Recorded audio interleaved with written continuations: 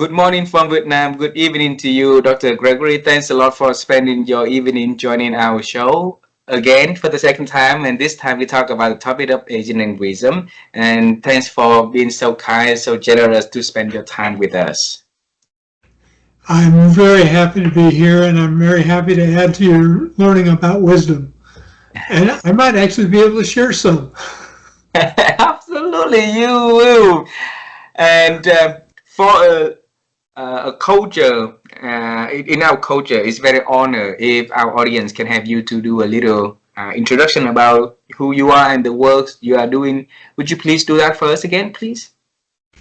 Yeah, I've been at this game for probably 40 years, and 30 of those have been studying wisdom, which means for me, going back to the wisdom teachings through various cultures, the Buddhist culture, the Sufi culture in the Middle East, and my own culture, and trying to understand what people mean by wisdom. And there's spiritual overtones to it, and there's heart-centered overtones to it.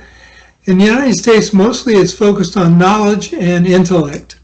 But I found that almost every other culture talks about the experience a person has, what they've learned from the experience, and how they apply that learning.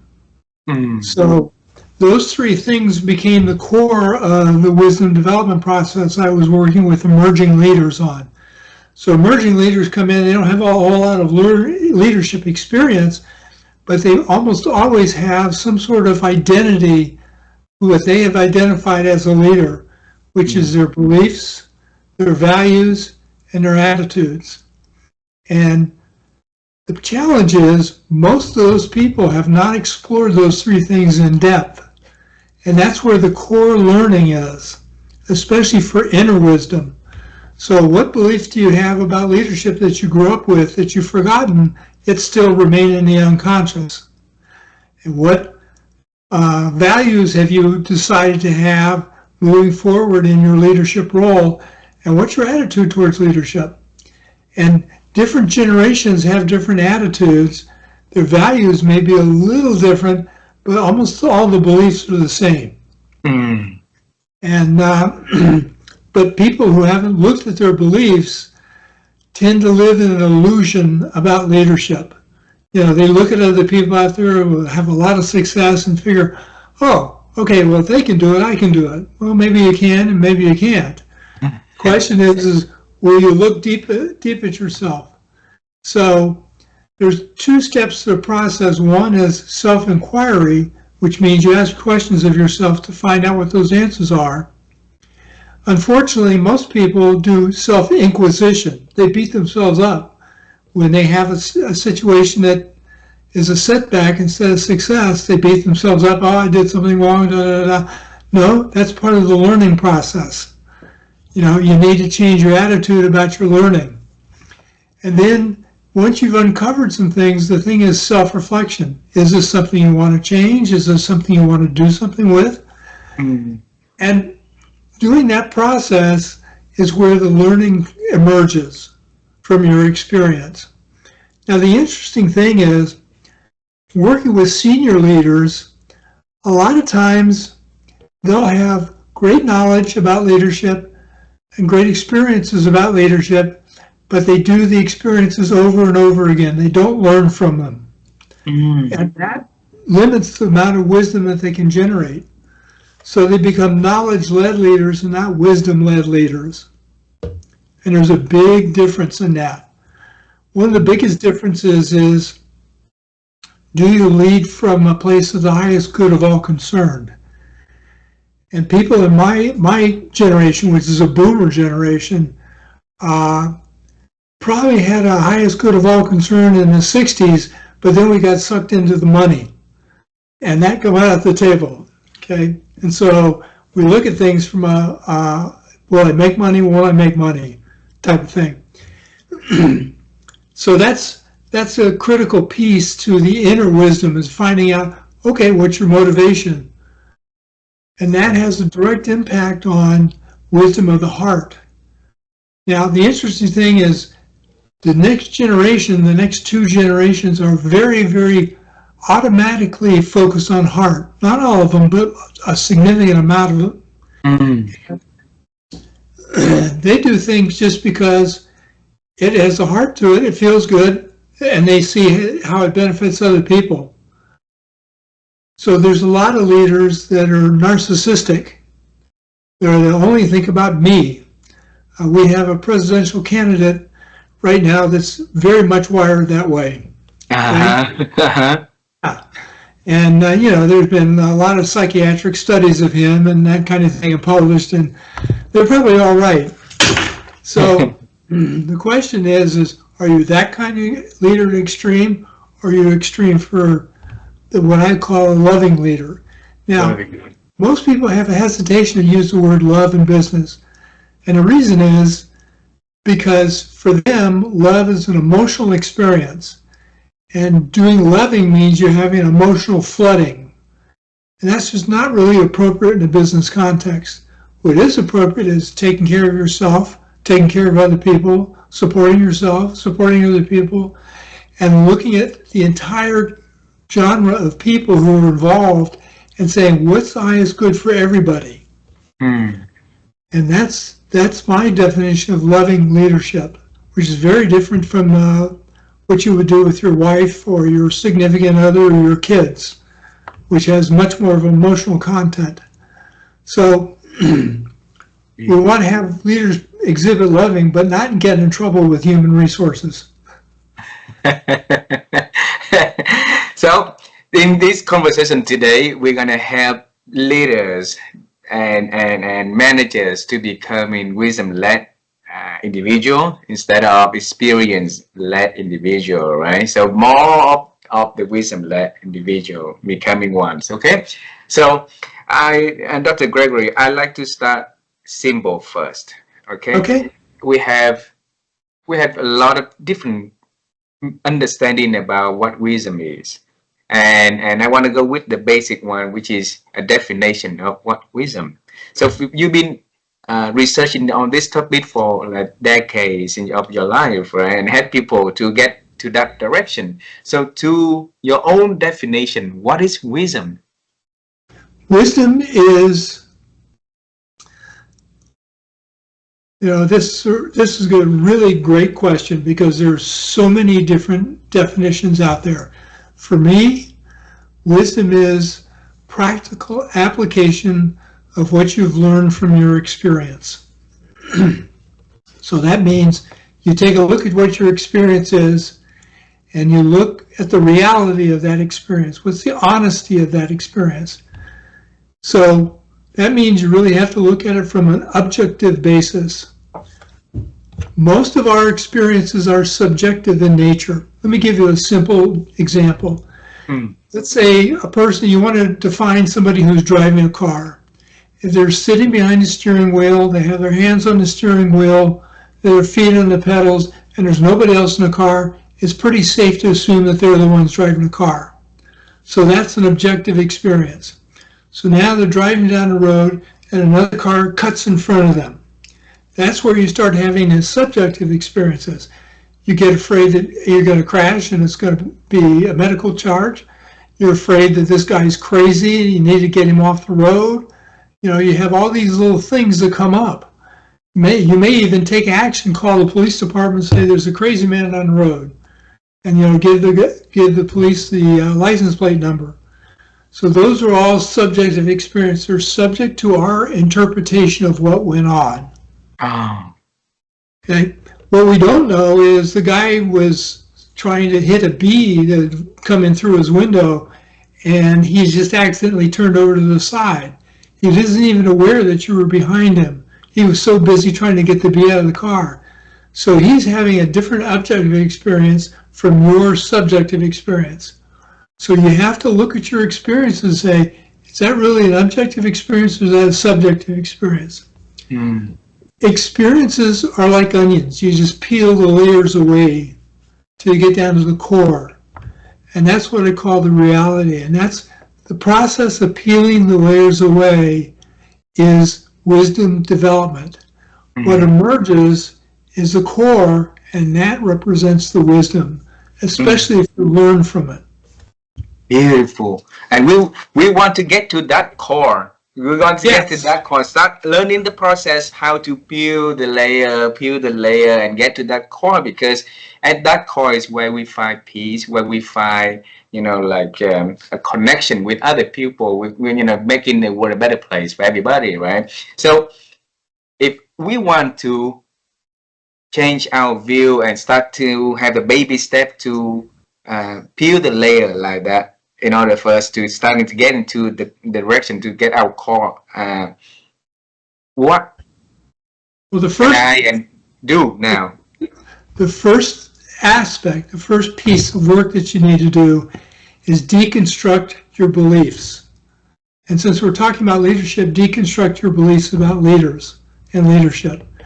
See, as you're growing up from like about 0 to 7 years old, you're subject to what is called imprinting, which is basically you get programmed. Mm. The reason is you don't really have a lot of cognitive development at that point.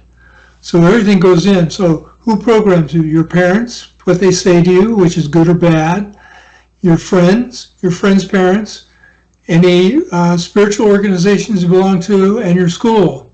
Mm. Not all programmings are the same. Sometimes one will say one thing and another will say another thing, and so that creates confusion inside. Mm. So that's why you want to deconstruct it, because you want to get real clear what the core is for you. So that's part of the wisdom identity, is your beliefs. The next thing is you want to look at what you value. Mm. What are your values? What's important to you? What's not important to you? Have you really explicitly taken a look at that? Have you taken a look at your values and decided that it's good, or decided that you want to work on that more? Here's an example. I know two guys who ran similar businesses, and they decided to combine their business in the small town they were in so they could get all the business. Mm. One had a values system that was different than the other. So we will keep our most important values at the very top, and anything that's less than that, we'll have a tendency to sacrifice. Well, I knew one person had the value of honesty, honest business dealings at the very top. The other one had making money as the very top. And I knew and I warned them, I said, something's going to happen where one's going to say, hey, we just shade the truth a little bit, we'll make a ton of money. One of you will want to do it, one of you won't want to do it. And that's a values conflict. Mm. So, and sure enough, that's what happened. They finally got divorced, their business divorced, and went back to separate businesses. Because one said, you're nuts, we can do this, we make a lot of money. And the guy says, I can't sacrifice my values like that. Mm. So that's why you want to take a hard look at your values and ask yourself, am I willing to sacrifice that value? Is there something specific I'm willing to sacrifice that value for? Mm. Okay, and that way you get down to your core values. Mm. And often the values come from the beliefs that have been programmed into your unconscious, and that's why you start with beliefs first. So deconstruct. Yeah, so you may have a value out there that's being driven by these unrealized beliefs, but you realize the belief and you go, wait a minute, I don't want to do that. So you change your value system. Wow. So let's start with the first one first. So deconstruct our belief. Okay, so yes. We create our belief system. And it's something that we've been having it for so long. It's becoming, a part of our life already, become a part of our identity already. And now deconstructing it, which means that we have to take a deep look at that one and redefine which is right, what to keep and what to eliminate, right? So, but it's not easy process. No, yes. It's a very simple process, but it's not easy. Yes. So if I would like to take a look at my upbringings, what had been there with me for so long, and decided to, redefine my belief. How could I do that? How could our audience do that? Well, you could start with your school system. What did your teachers tell you in school, and what did your teachers say was the right thing to do and the wrong thing to do? Because remember, right and wrong is just a belief, but it's programmed in such an overt way that you believe that it's right and you believe that it's wrong. Question is it right? Is it wrong? And only you can make that decision for yourself. Because if you listen to somebody else, they're putting their value system on. They're putting their subjective values, which generally in psychology is called a projection. They're projecting their values on you. Now, that's an interesting message that psychologists do. And they say, is it a projection or is it real? Then you take a very senior psychologist named Carl Jung, who is a Swiss psychologist, and his comment was, all beliefs are projections. All beliefs are projections. Wow. Yeah. And so that's why I say you go to your school system and say, what was programmed in is the right thing to do, the wrong thing to do? Why was it the right thing to do? What was going on behind the scenes of that? Why is it the wrong thing to do? What was going on behind the scenes? So in a sense, you're going through what's called a distillation process. You're burning off everything that's not the core of who you are. And different people grow up in different cultures and have entirely different belief systems about what's appropriate, what's not appropriate. You know, Americans are very physical in their interaction with people.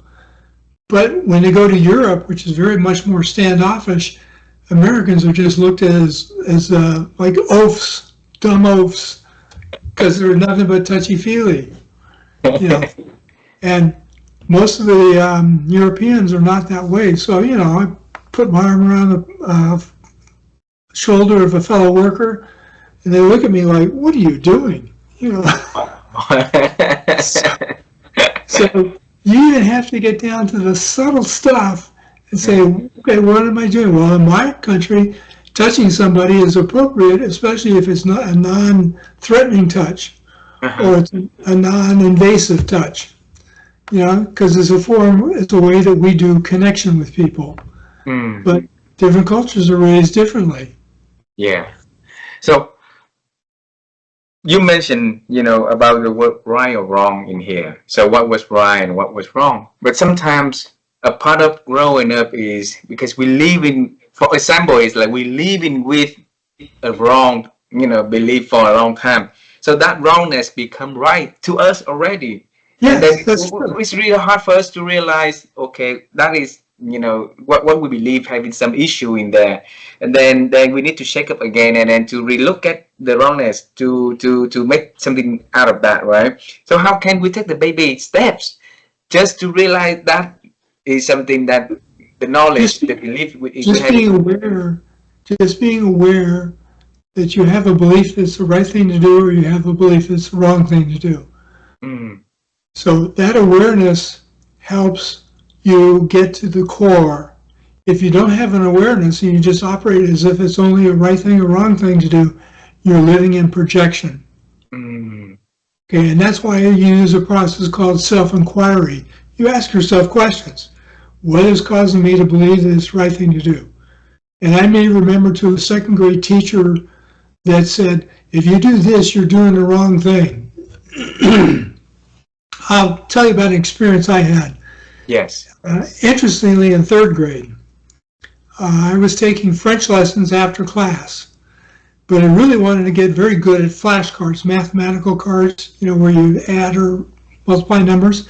And my mother would, after school, would train me to the point where it was just an immediate reaction. I got so good at it.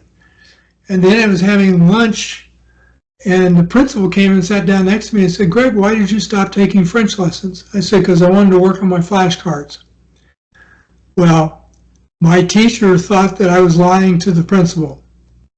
And she didn't ask me about it. She just said, well, somebody told a lie at lunch period. We all know how bad that is, don't we? And everybody's looking around the room, and she goes, and it was you, Greg Stebbins. I was like, what? So, of course, I went home and told my mother, and she just about exploded. Uh, she and the teacher had an interesting conversation. Mm. So, that's an example that I found doing this process. I go, oh, okay, I had a belief that her interpretation that I was lying, and that's critical here because I know I wasn't lying. I know I was telling the principal the truth, but her interpretation was that I was lying. Mm. And on top of that, she was deciding to put me in embarrassment. Mm. Okay, so those were the two things, her belief and was contrary to my reality, but she wanted to project her belief on top of me, and it was just incorrect. So I began to take a look at, okay, what else in my life has been like that? And as I started diving into that, all kinds of self-awareness and things came up where Wow. people had projected other stuff onto me that really wasn't mine. But I had agreed to it, I had bought off on it, and it was operating as if it was the truth. So the awareness is critical, and it's important for us to recheck on, the information we receive, the thinking in our head, the decision we are about to make, right? But a lot of us not capable, or the capability of having that self-awareness is really, really low. So how can we help them to improve the ability to be more self-aware? And yes, Practice, practice, practice. practice. There's a music joke in New York where this person's walking down the street and he asks this police officer, "How do I get to Carnegie Hall?" Which is a great emporium of music. And the cop looks at him and goes, "Practice, practice, practice." So just knowing that you need to take the time to question, and then taking the time to question that, even if you only do this 2 minutes a day, the amount of self-awareness that you will create to understand your belief structure will just multiply. And the interesting thing, is as soon as you check out one belief, something else is going to pop up. You go, well, what about that one? What about that one? And you won't have to work that hard because this stuff will just start popping up. It's like your unconscious has been waiting for you to come in and take a look, and now it's like, oh, he's looking. Let's give him lots of feedback here. But if you never take the time, this will be a waste. You mentioned a very critical one. Is really a wisdom right there. Is take time and ask questions, right? And that scares me. You know why? Because not a lot of us taught or learn how to ask good questions.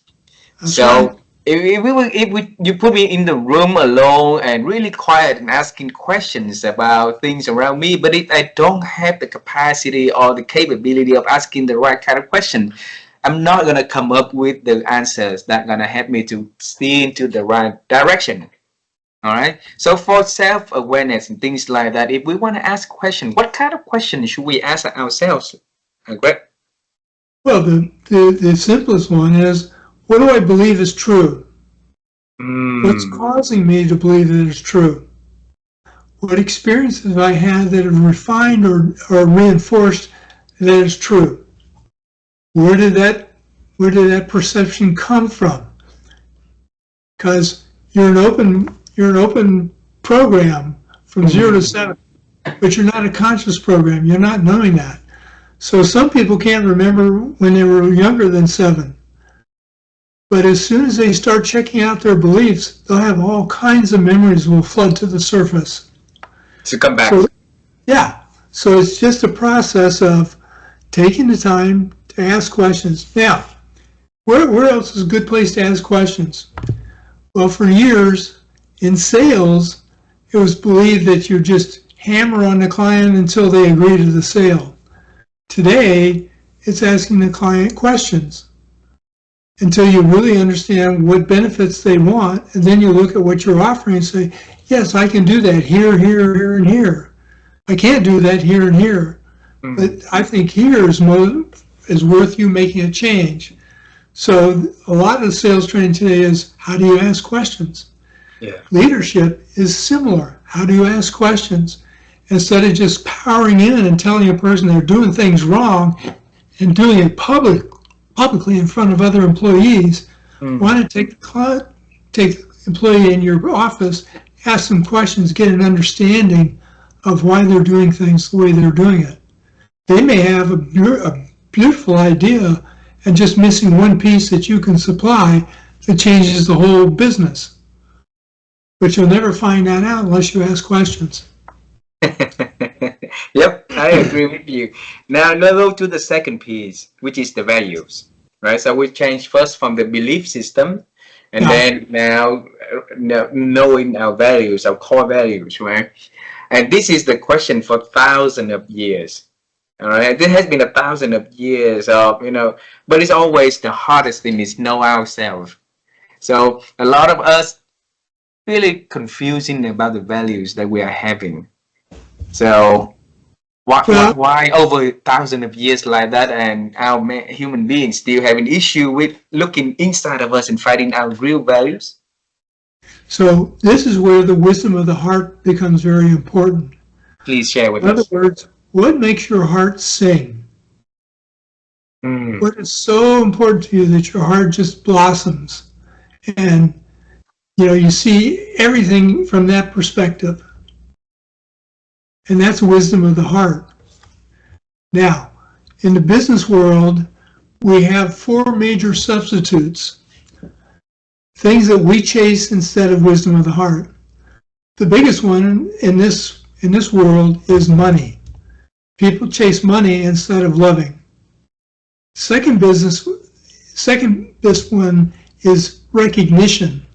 What do I need to do to get recognized? And you see this, I believe you see this a lot on LinkedIn, where I can show you how to be the master of your universe and da-da-da-da. And my question is, does that make your heart sing? And people go, no, but I can be a success. Does being a success make your heart sing? Well, sort of, So that's how you know it's a substitution. The third one is called self-preservation, where you do things to protect yourself. Most of the time, self-preservation is protection of the ego. Oh. So the ego is a child of the mind. So you get into a mental do loop, and you need to do things to protect your thought process, and ultimately you're protecting your belief process. The last one is something I call romantic ideal. This is deathly afraid of by most human resource people.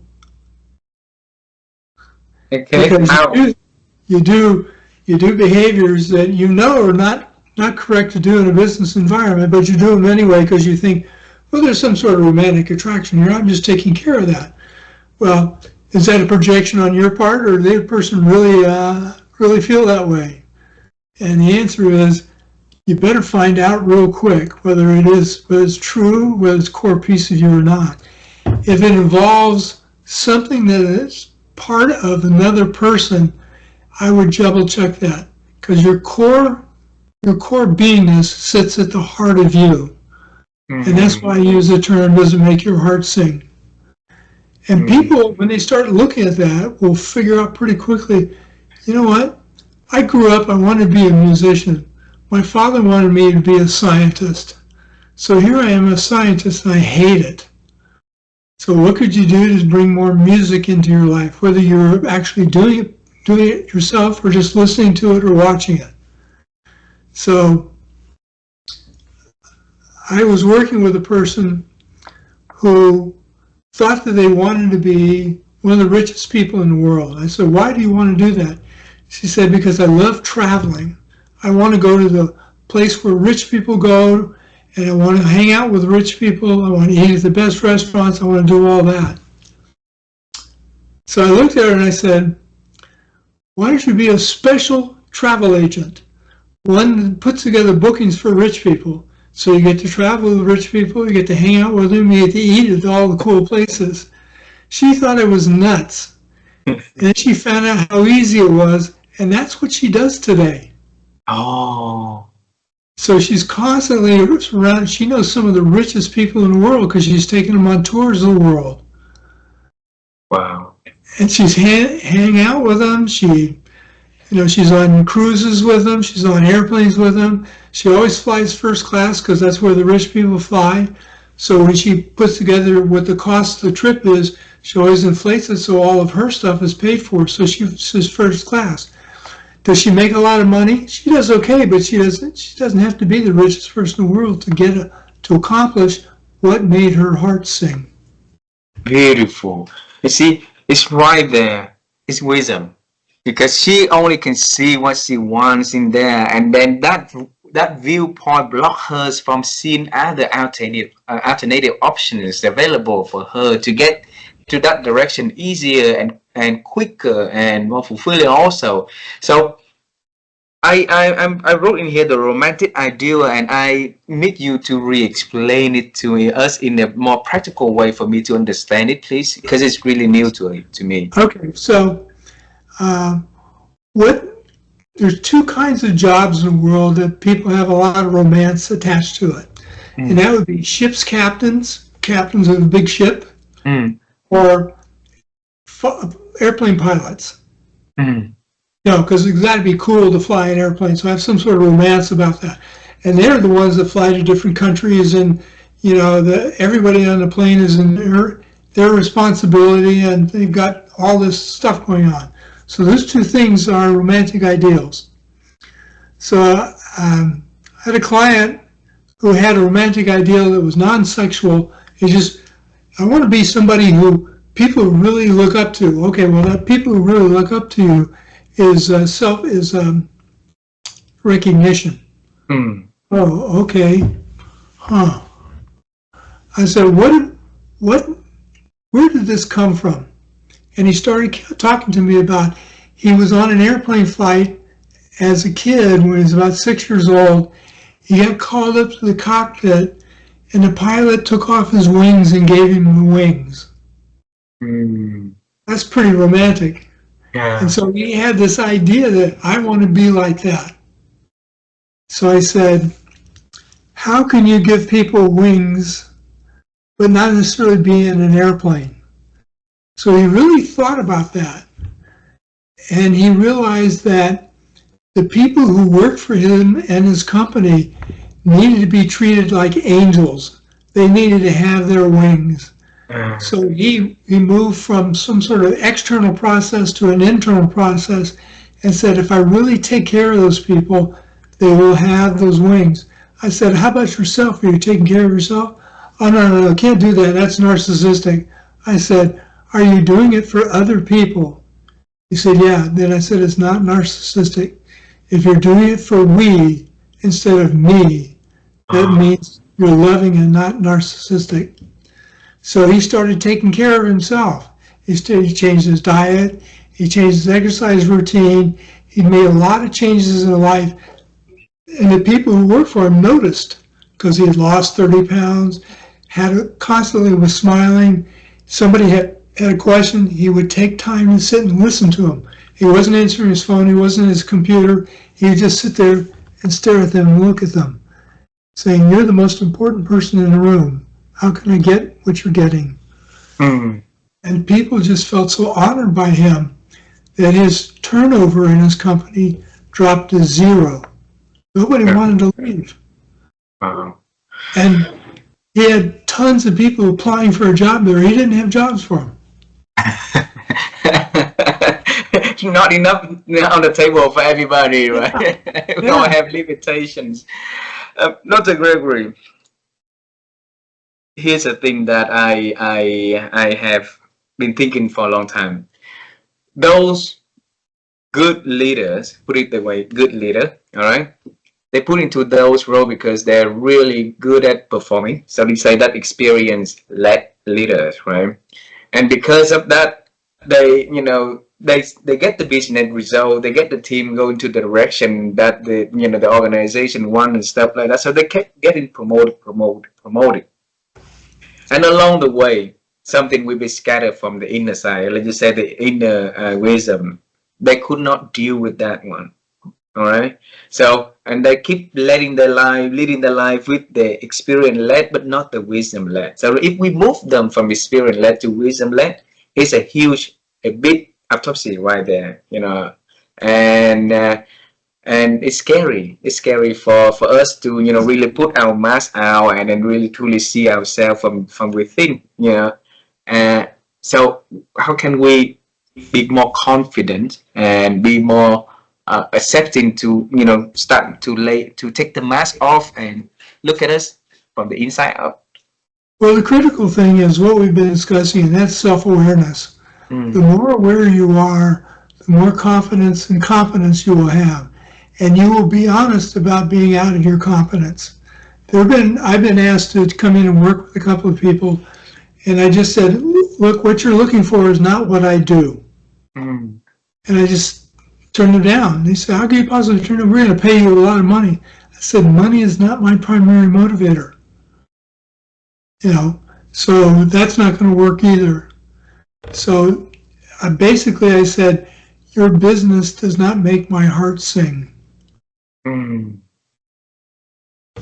I may have the skills that you think I have. I may have the experience that makes sense here, but there's so many other things going on in your business that you need to clean up first, or there won't be any change taking place.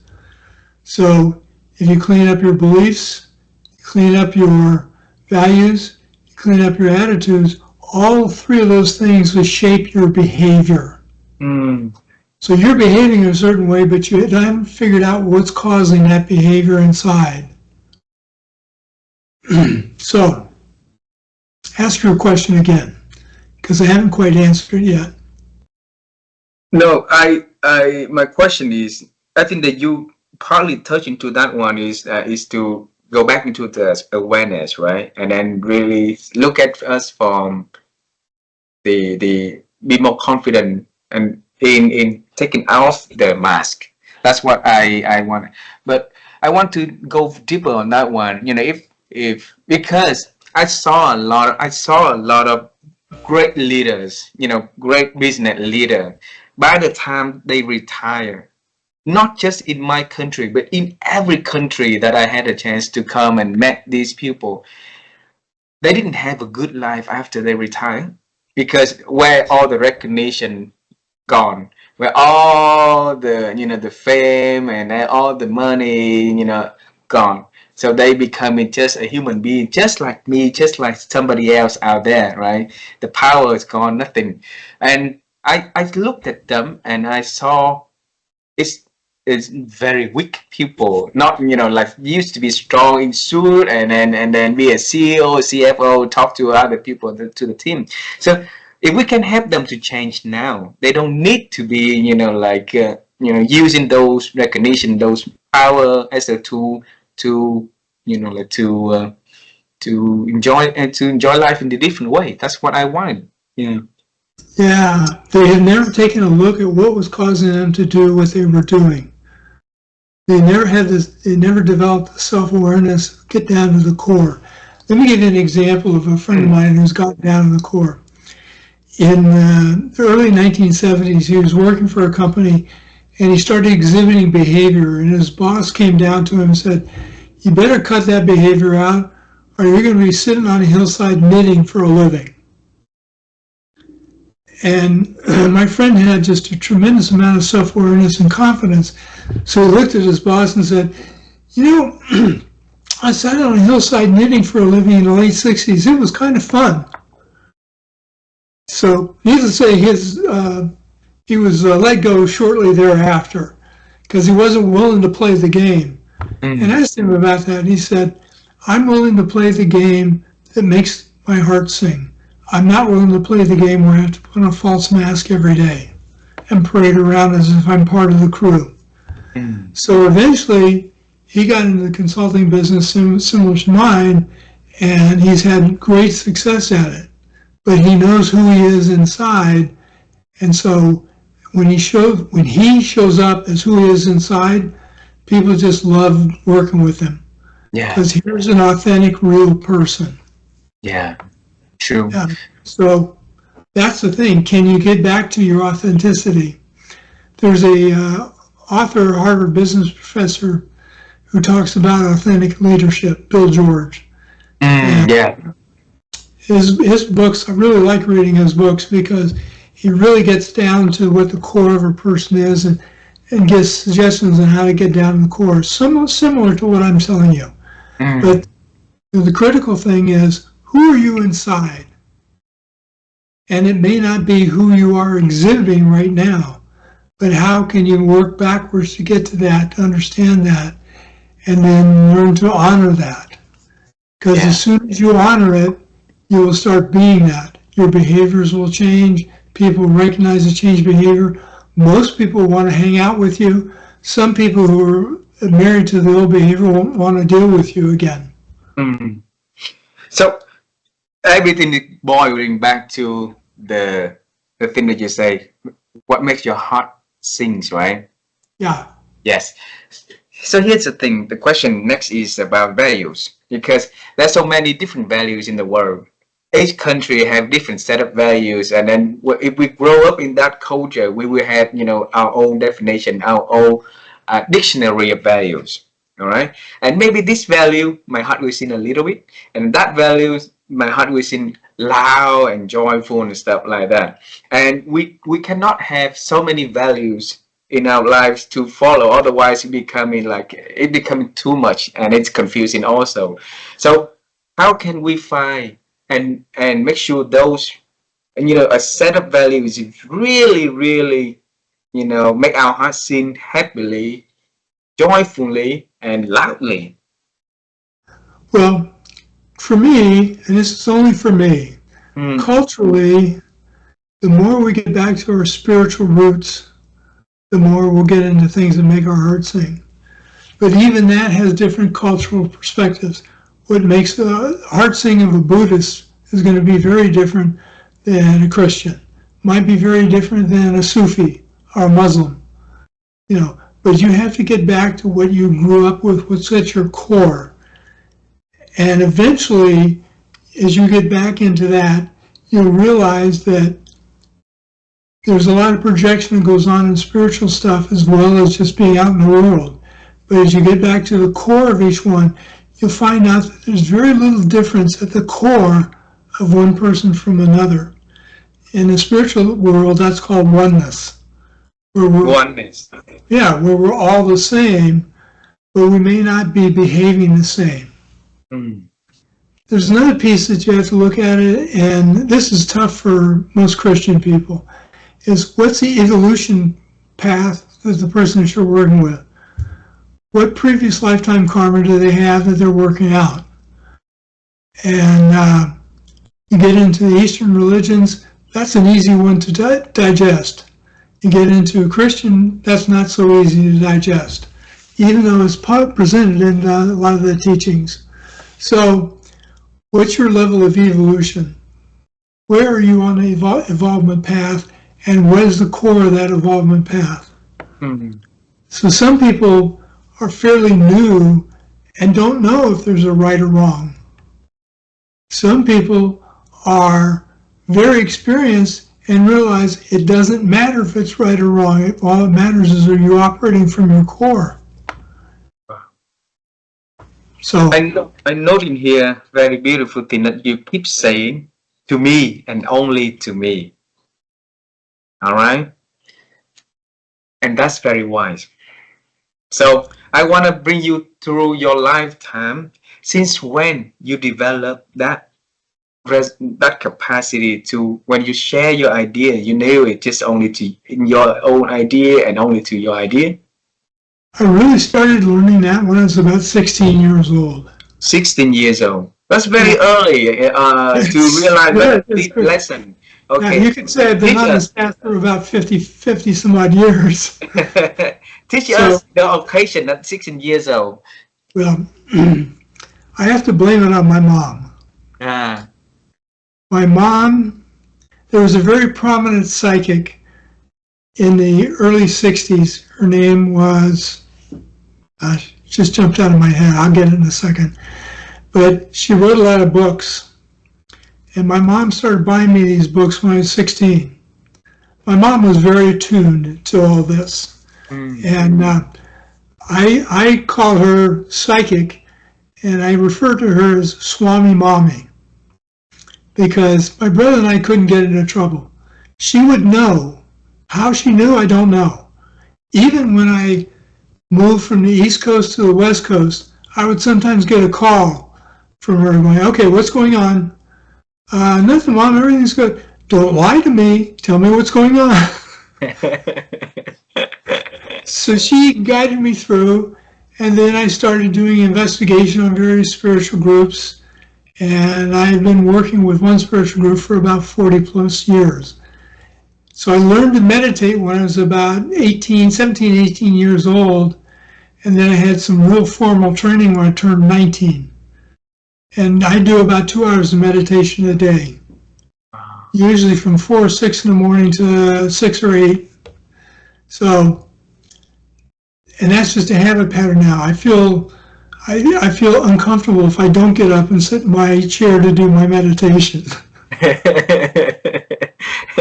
So that's what's trained me to look more deeply into myself about what is true for me, what is not true for me.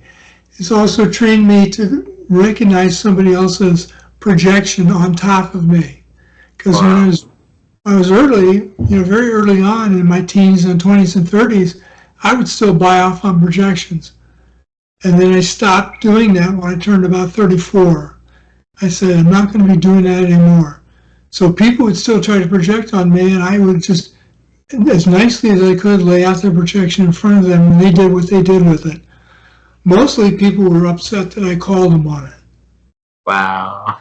Because they had been using projections like that to have control over other people, but they realized they couldn't control me, and they weren't happy about that. So, and to make it even worse, I was very neutral about it. So yeah, you can project on me, just don't expect me to act on it. So what happened at age 34 that Greg say that enough is enough, no more projection from other people to my life? I started my consulting endeavors with a different company with a couple of friends of mine, and both of them were very skilled at the kind of thing I've been talking to you about, which is self-awareness, self-development. But even they had various projections they did, and then as I looked at their projections, I go, okay, if you see that it means something inside of you is doing that as well. Because if you see it in another person, it's, the only way you would see it is if you're doing it. So it forced me to start looking more deeply into, okay, where am I projecting? What am I doing?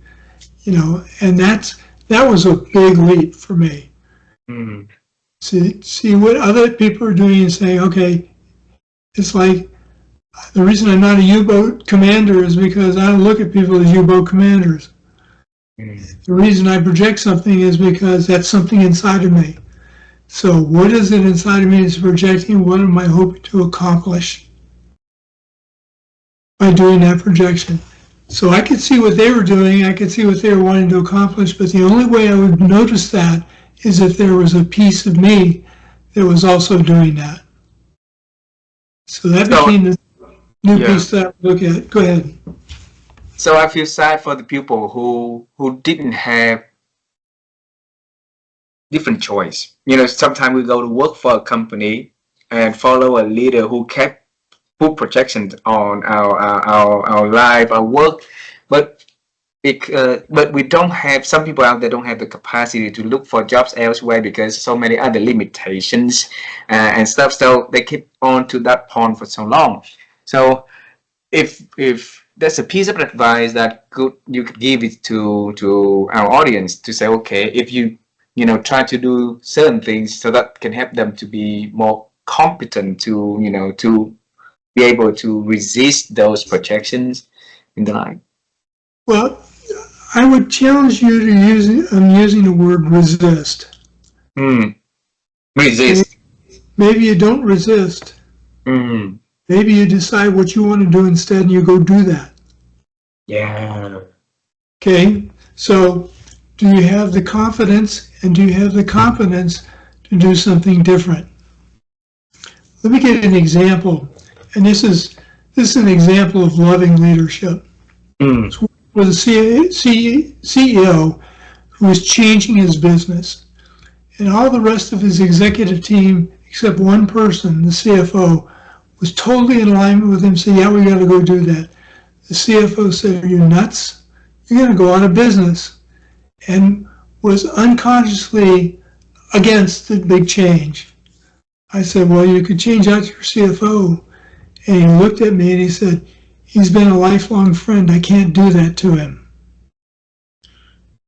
I said, well, then maybe you need to find him another job. He looked at me and he said, I've never thought of that. So finding him another job that was in alignment with his values became one of his core pieces. And he found another job for the guy and told the owner of that company, look, you need to hire my CFO. He does marvelous things. You run a business the way he wants businesses run. It's a perfect marriage. The guy goes, well, what are you going to do? So I'm going to go find a CFO that's in alignment with where we're going. So the change was made. He found a new CFO that was totally in alignment with where he was going. His business took off because the block was not there. The guy the CFO went to fell in love with the guy and said, I understand why he's your close friend. He's good. He's fantastic. And their friendship still is intact. So out of his loving, he took care of his friend, even though it meant he had to go find another company for the guy to work with so he could get a CFO that was in alignment with where he wanted to go. And it worked out perfectly for him. Beautiful. So that's, you have the confidence to make that kind of change, you have the confidence to make that change. So he didn't think he had the confidence to make the change, and he thought he'd ruin his friendship. But the way he had it suggested for him to make the change, he did, and he did it within 3 months. It was amazing. Wow. So the more I talk to you, the more I see so many opportunities, so many things I couldn't even envision.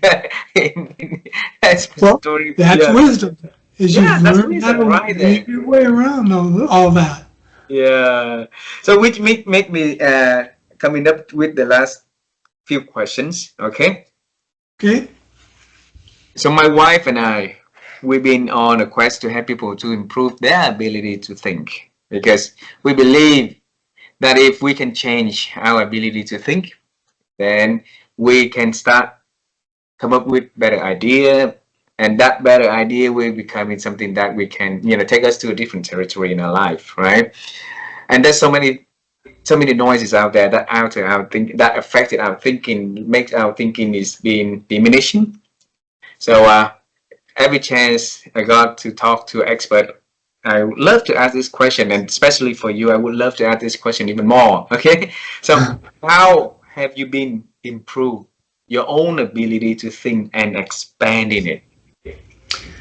So the process, the wisdom development process I laid out, inquiry and self-reflection.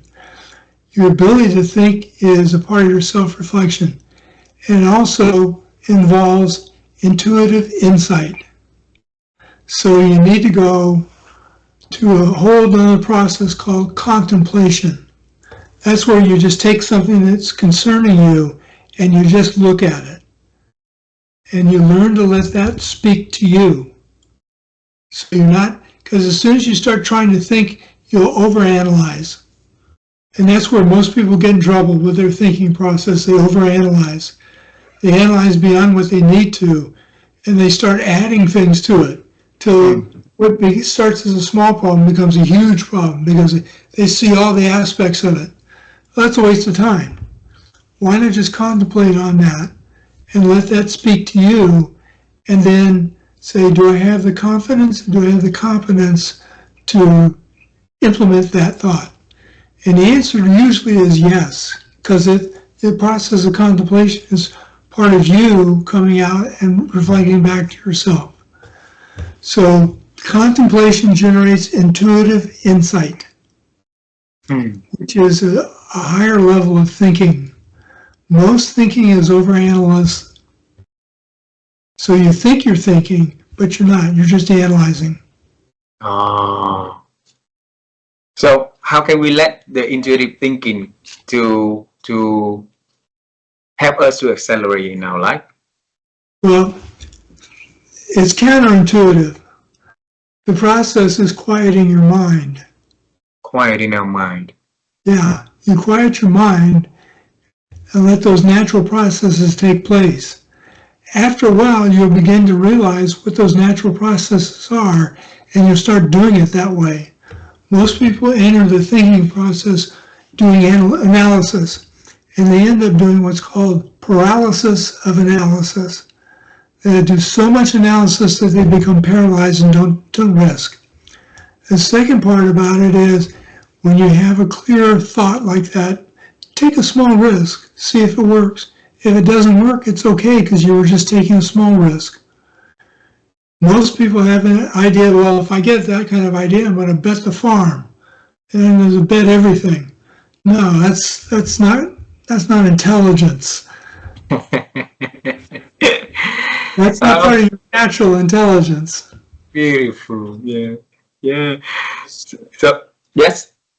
So in reflection, you're doing a meditative process. You're allowing that, then you move to contemplation, which is another meditative process, but is a quieting process. Reflection is you're focused on one thing and letting that reflect back to you. Contemplation is you're looking at the whole and saying, what is the whole reflecting to me? Wow. And that's where the intuitive insight comes from. Beautiful. A lot of leaders are afraid of intuition. Why is that? I don't know, because intuition has always been a big part of my life. And in my family, especially working with my mother, she said, listen to your intuition. It doesn't mean you have to do everything your intuition says. Just listen to it. See what it says. And so here's where the wisdom of the heart comes in. If you have an intuitive hit, you have that intuitive insight, and your heart starts to sing, then that's the thing you take advantage of. You move on that. Wow. Beautiful. So many insight in this conversation today. I'd like to go to the last question to conclude our conversation. All right.